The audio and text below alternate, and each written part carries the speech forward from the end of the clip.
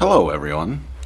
We've got a little downtime before our next race, and I haven't really been filming anything, so I figured I would give you a little update. Plus, some things have changed with the old tow rig and the trailer, and I figured you guys are the type of people that would like to see that. So I figured I'd give you an update and then walk you through this first project that I'm working on, which is a tire rack.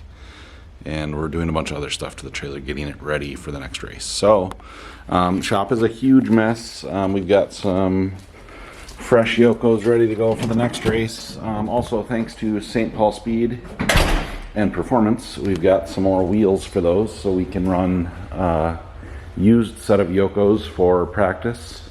We'll throw a brand new set on for qualifying, and then probably switch back to used depending on how much life is left in those. Update on the car, it's basically sitting here. I had to pull my fuel cell out again.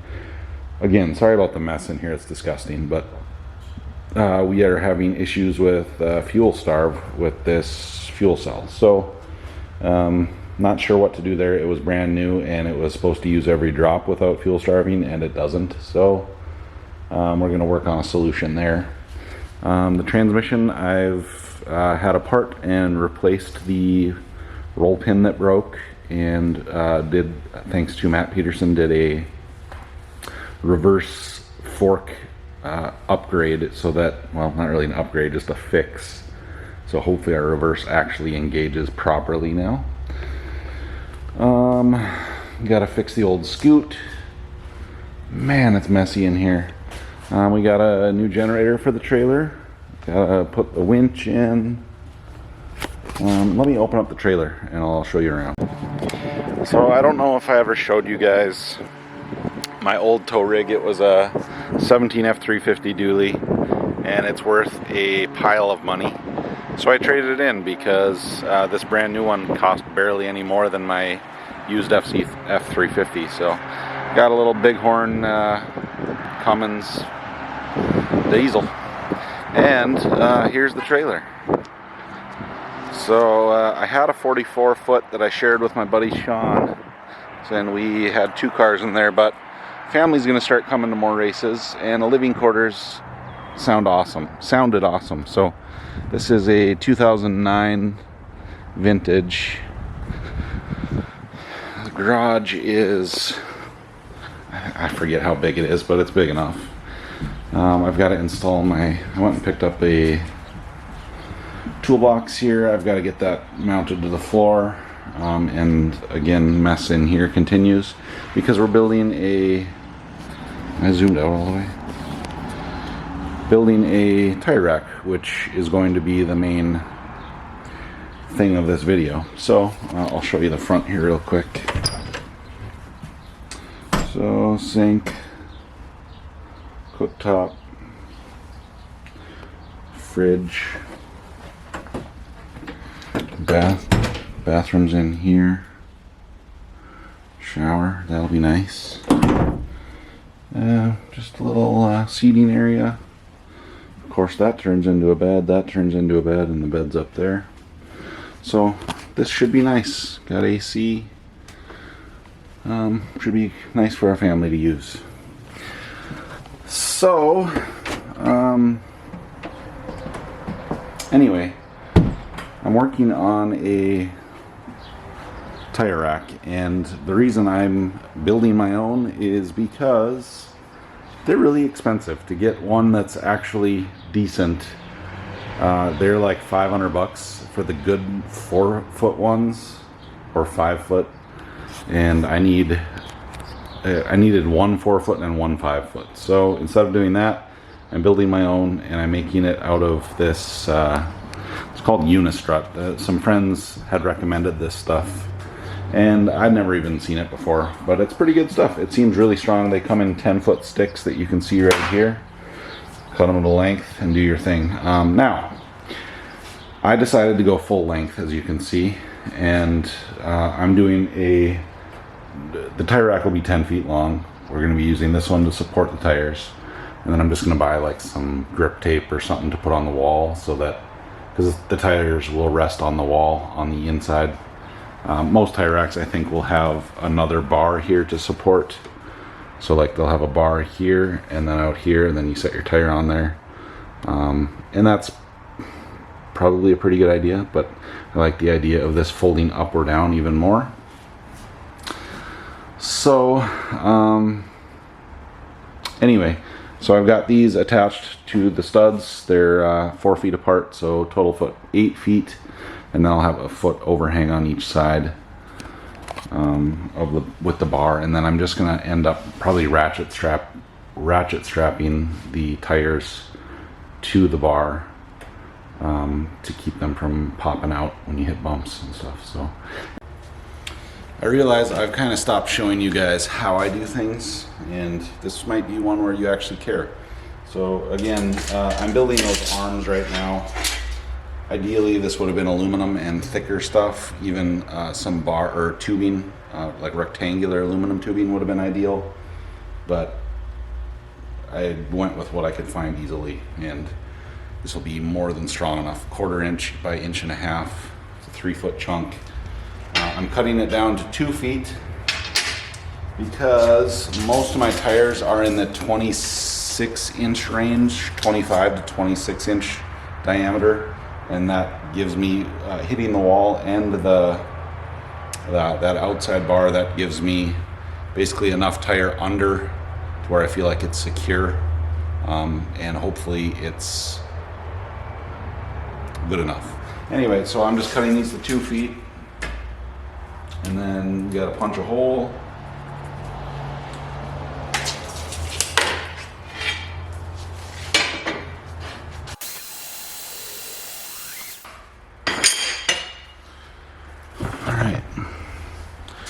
Let's go make a hole here.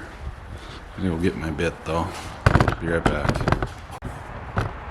Look, I got a hole. Alright, now we're gonna go around the edges, and then we'll take the other side and we will make it the shape that we need it to be to slide in.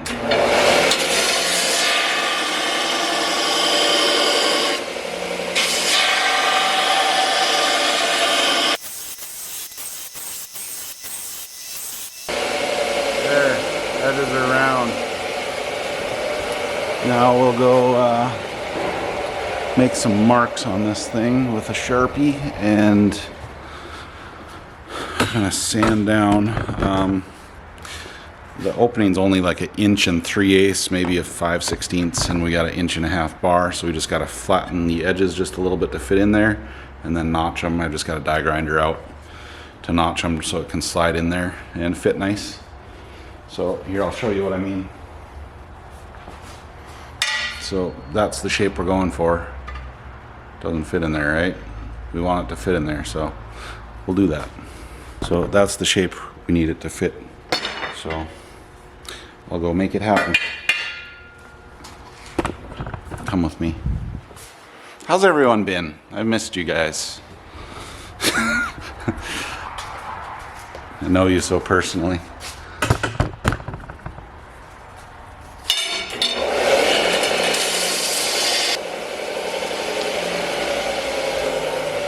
Alright, let's see if it fits. Well, it's not going to fit yet, but let's see if we got enough off the edges to slide in. We do. And we'll take the old die grinder, which I'll maybe even let you see. And we'll make some notches. Part of me thought about just drilling and then cleaning it up with the die grinder. But I don't know, then I don't get as many shavings in my shirt and my hair and my clothes if I do that route, and it's, you know, I miss it if I don't have it. So, although maybe I'll even wear gloves. These are some welding gloves nearby, so we'll try these.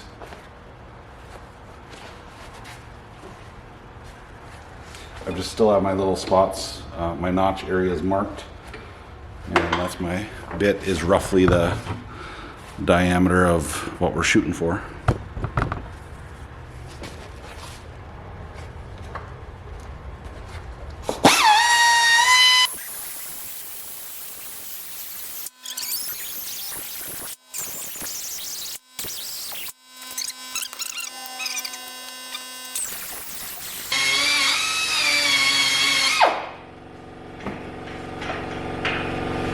Again, this is not the perfection some of you have come to expect from me. But look at that, she fits in. So I think once it's all in place, like I said, I think we'll weld it so that it's stays put. But now we just got to make one more of these. Well, there she is. I, of course, didn't record anything, but you can see what is going on here. And it's quite simple and hopefully effective. You're going to find out in just a second if it is.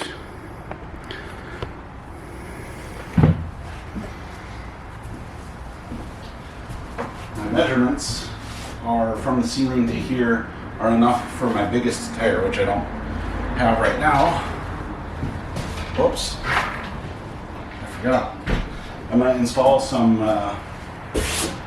grip tape on the wall here first so that I don't mark it all up. Alright, I got grip tape halfway here.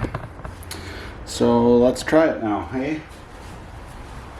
And while I was doing the grip tape, I thought to myself, you know, these walls aren't necessarily the strongest for supporting the weight of the tires on them, but I've got a stud every 16 inches and all my tires are super wide. I think it's going to be okay. I'm sure there'll be people in the comments that say you should have run a bar here, and they're probably right. But if you do that, then this has to stick out even further. So we're going to try it this way. If the side of my trailer falls out, then I was wrong. But I think it'll be okay.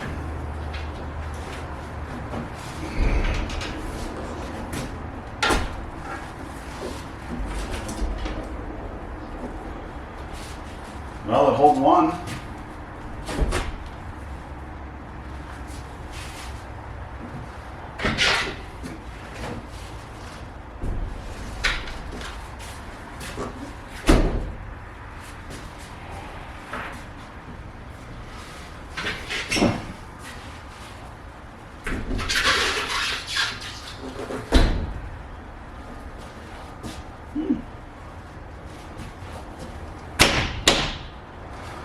I wonder.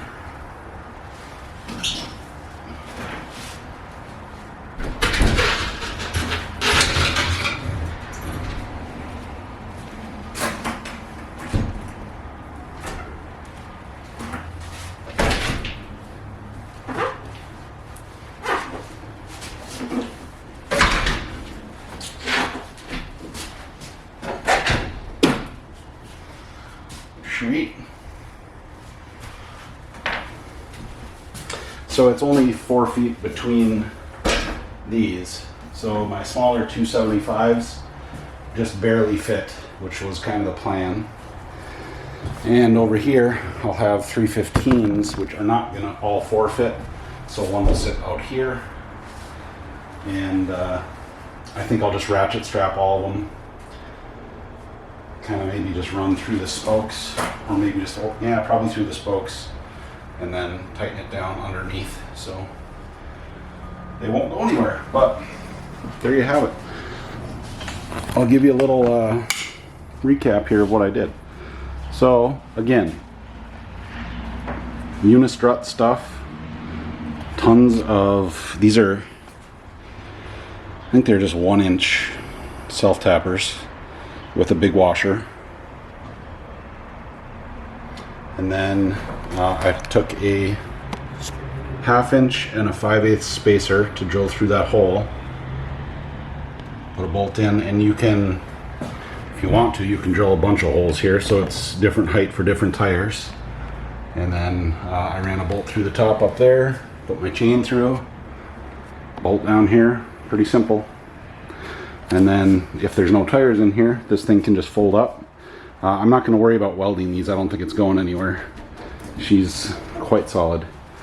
And then this way too, if I decide I want it out, all I have to do is slide this bar off the end, and then these can just sit completely flush inside the little Unistrut stuff. So anyway, so the reason for doing this like this is because it's way cheaper. Again, if I was going to try and get 2 4-footers or a 4 and a 5-footer, it was going to be about $1,000.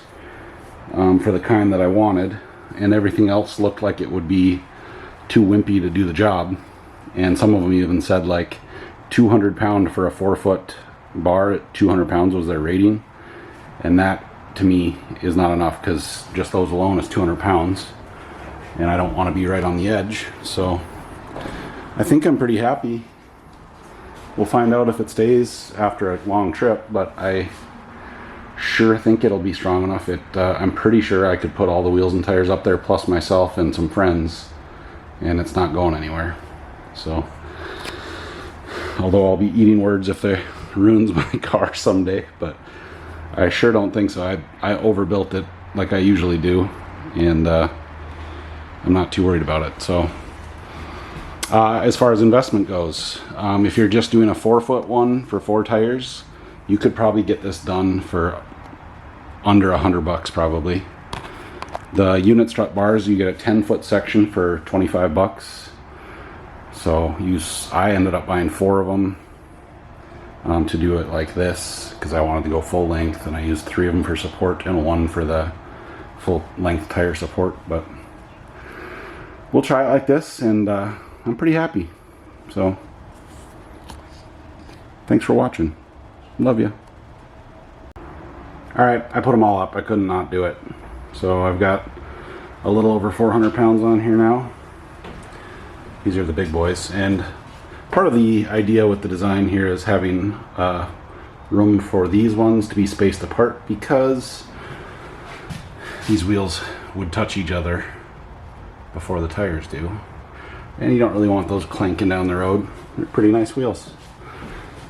So anyway, again, I'd just run a ratchet strap or 2, I don't know, over the top or through the spokes, or maybe just right through the middle, through the bore of all of them, and keep them in place.